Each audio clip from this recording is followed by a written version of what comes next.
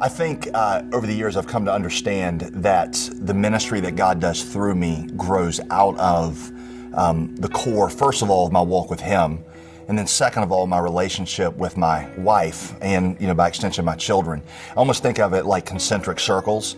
When, the core is solid, it becomes easier to deal with dysfunction in the outer circle. So if my walk with God is good and my relationship with my wife is solid, then I can deal with a lot of controversy in the church and still come home at night and feel good. But when my relationship with my wife is eroded, I become much more sensitive to the pressures that are there in the outside. And of course, if my walk with God falls off, then everything can be great, but I feel very hollow inside.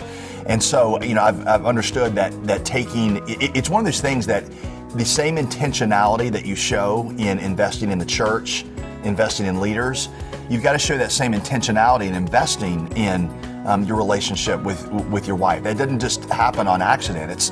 It was amazing to me how for many years, I would show, there's just the most scrupulous planning and intentionality with meeting and developing leaders, and then my relationship with my wife and my kids was just kind of on autopilot. Like, it'll work out. They are my first mission field, they're my first investment, and they get the biggest and the best parts of my week. Borrowing an analogy from everybody's favorite Mormon, Stephen Covey, you gotta determine what the big rocks are in your life, and then build the rest of your week around that. And the biggest rock that I have, other than my relationship with God, is my relationship with my family. Marriage is a laboratory, furthermore, in which the gospel is perfected in your life or played out in your life. It is the place where you learn to both receive grace and to show grace. I think if I had to list the top 2 or 3 things that broke the gospel into my life, one of them was problems in my marriage.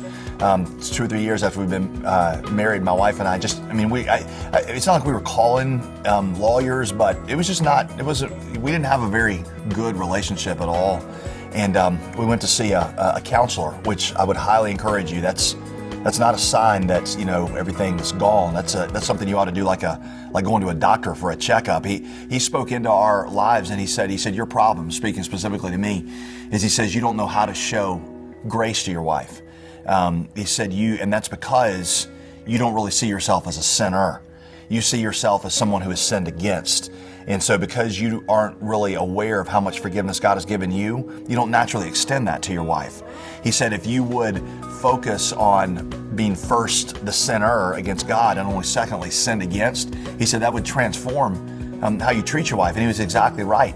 That became the laboratory through which God taught me more about my own sinfulness and more a love of His grace. And so, focusing on that marriage is what deepens your knowledge of the gospel, which gives you greater power, greater persuasion, because like Paul said, we don't come to you in word only, but we come in the power of the Spirit. Our lives and our marriages match the words that we speak.